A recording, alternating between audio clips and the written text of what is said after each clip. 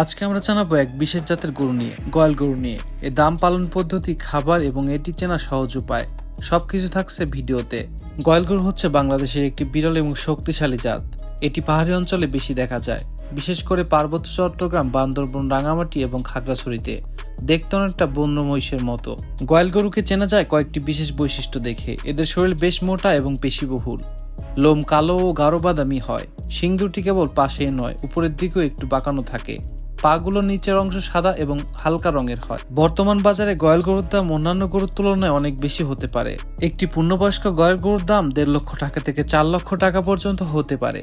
ওজন, বয়স এবং অবস্থানের উপর নির্ভর করে। কোরবানির সময় এর দাম অনেকটাই বেশি হয়ে যায়। গয়াল গরু সাধারণত খুব সহজ খাবারে বাঁচে। ঘাস, খড়, কলা গাছ, বাঁশপাতা এরা খুবই পছন্দ করে। কখনো কখনো খোল, ভুসি ও মিশ্রিত দানাদার খাবার দিলেও খায়। পাহাড়ি এলাকায় সাধারণত তারা নিজেরাই খাবার খুঁজে নেয়। গয়াল গরু পালনের জন্য বেশি কষ্ট করতে হয় না।